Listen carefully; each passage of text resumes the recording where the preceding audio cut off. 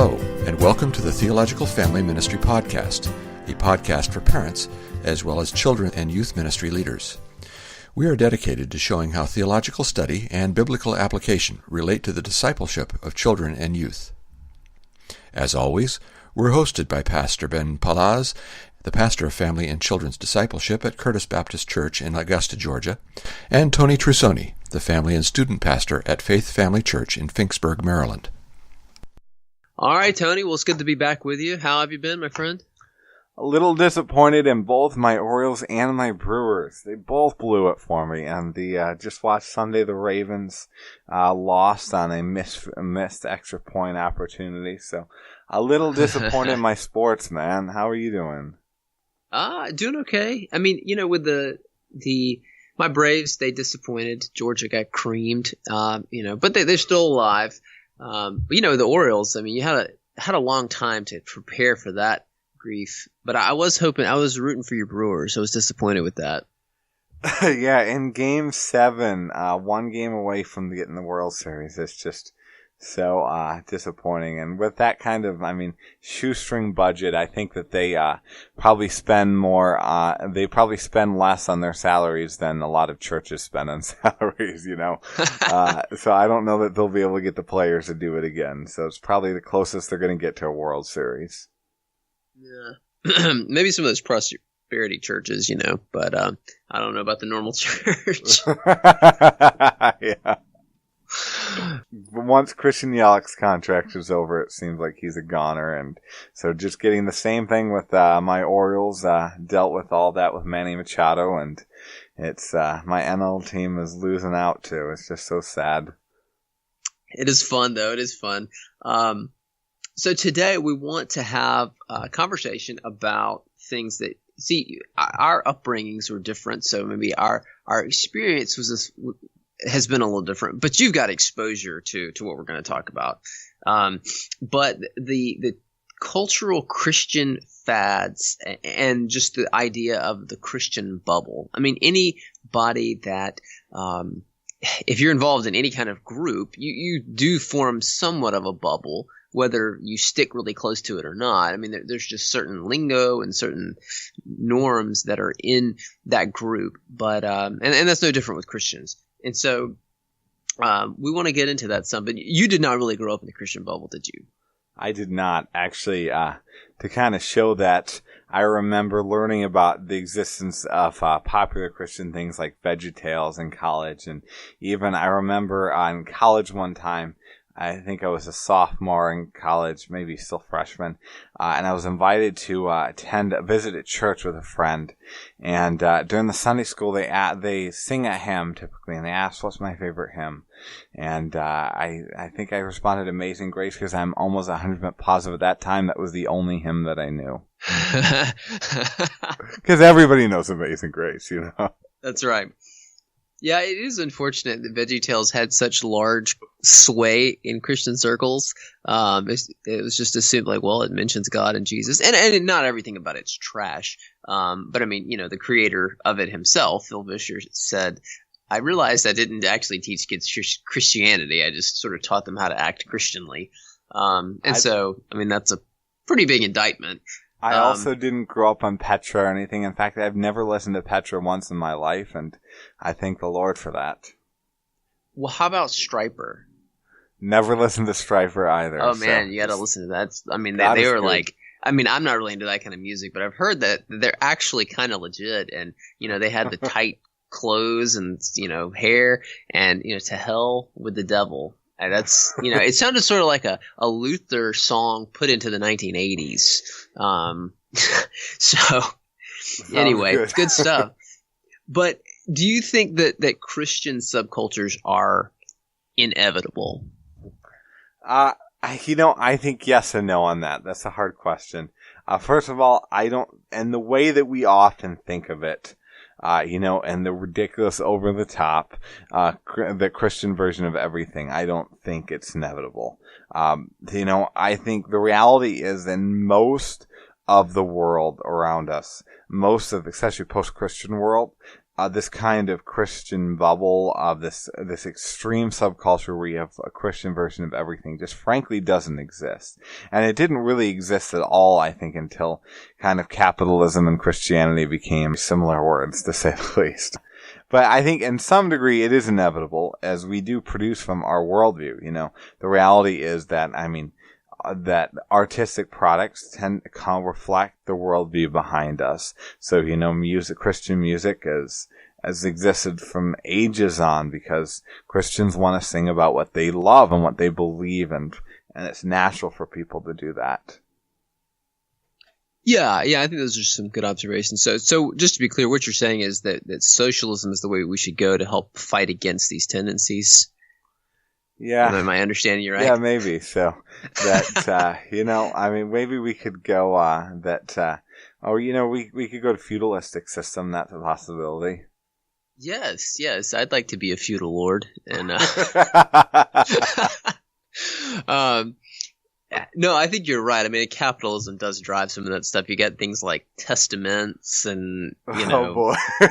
Have you ever seen those? Yeah, I've never had one. Have you? I'm not sure. But I mean, yeah, there's the Christian everything. And, the culture does drive that. But no person or group of people is immune from the culture that's around them. And so it's going to influence even the styles of music. I mean, if you're listening to believers in India, their music's going to sound different than, believers in America. Yeah.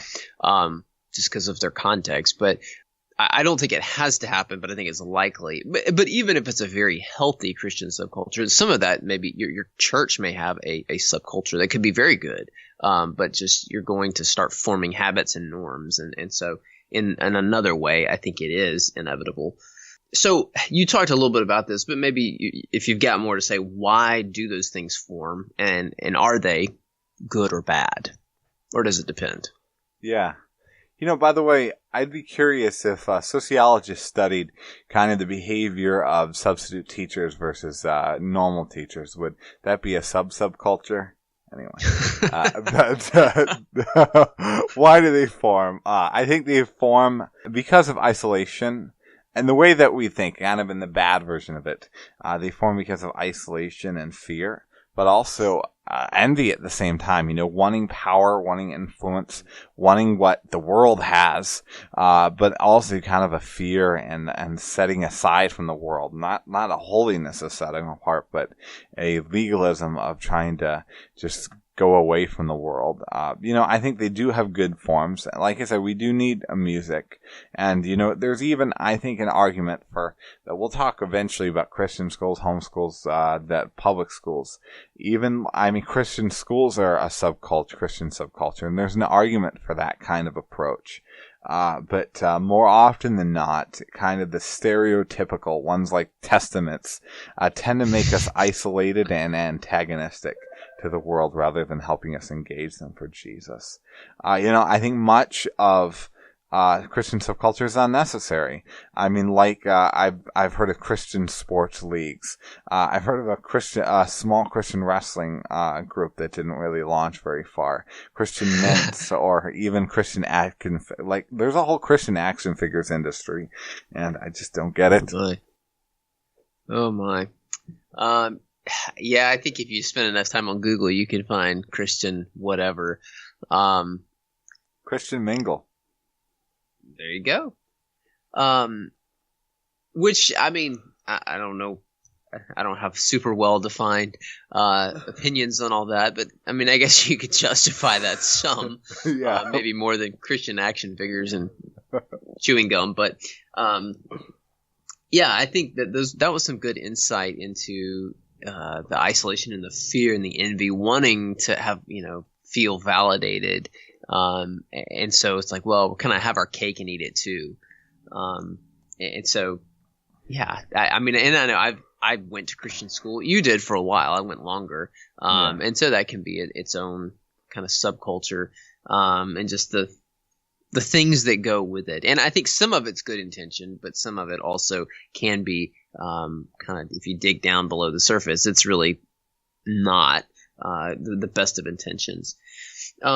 So what kind of things tend to and normal in these subcultures? I mean, besides, mints and stuff like that. Yeah, I think as themes, fear-mongering tends to be a huge thing, and in that kind of an us versus them mentality, but a fear that the government's going to get you, that, that non-Christians neighbors are all out to kill you or pervert or mess up your morality and make your kids wild and licentious and whatnot. But also, and I think an anti-intellectualism tends to be seen in this kind of thing. There's wide criticism sometimes of Christian quote-unquote art being just lackluster art, poor quality, but also, a failure to actually grasp issues. I mean, I can think of, and I won't name names here, but, a popular Christian film that kind of really makes a strong shout out against the worldview of those that don't believe in Jesus. And in that, they kind of dramatically misunderstand and completely misinterpret a teaching of a philosopher, an old dead philosopher named Friedrich Nietzsche. And I think it's just blatantly anti-intellectual. But also, unfortunately, moralism. For all this, there's so much of Christian subculture that's in no real sense Christian. It's just kind of the isolated Jesus people subculture. I think an example of that is another series of kids movies. And, we've talked about that. I mean, it was about producing morals. Jesus morals rather than producing the basis from which our morals come. Yeah, kind of severing the fruit from the root of it. And that's the dangerous thing, because that is moralism, and moralism paves the way to hell. Yeah, I think those kinds of things definitely can be present, and it's not always. And now, I mean, we had two different cultural contexts growing up. And my early years in the church, I didn't start going to church really consistently until I was about 5. But we went to a church that was fundamentalist. And so, not the angry kind of fundamentalist, but, we were King James only and that kind of thing. I mean, I remember there was a family that came into church one morning, and they had made the decision to use one snare drum, sort of keep beat during music. And they saw it, and they said, so I was told, the church has gone new age, and they just left and never came back. Now, so, they had very strong convictions about this. And so now, I can assure you new age things weren't happening. And, there was not like a crazy drum solo with a guy spinning the sticks, banging his head. But, I've seen that in plenty of, in different contexts, that idea, the fear and things like that, and the anti-intellectualism. And the truth is, a lot of people, not just Christians, can be anti-intellectual. You see it in a lot of different places. And that's okay. I don't think everyone needs to be this rigorous intellectual. But, I think it's good to have good reasons to support the reason that you do such and such, or you hold such a certain view. But we all tend to be lazy in different ways, whether it's physically or intellectually. We just don't want to put forth the effort to really dig into something, or whatever it may be. So I think those definitely can be indicative of those kinds of subcultures. Well, I do want to clarify, though, that I think even the cheesiest, corniest Christian subculture stuff is no more anti-intellectual than the flying spaghetti monster Halloween costumes people will be seeing soon. Yeah, as we're recording this close to Halloween. So, so what are some, we've kind of talked about some of the negative things, but what are some of the positive effects, or what could be some of the positive effects of some kind of Christian subculture? Yeah, I think one definitively is protection, and I think that there's not sheltering is not always an inherently bad thing. You should if you get a bruised animal, you shelter it. You don't put it before the wolves for obvious reasons. And I think having that kind of protection from worldviews that shouldn't be exposed to even, especially children at very, very young ages, has an argument. There's certainly an argument for, kindergartners not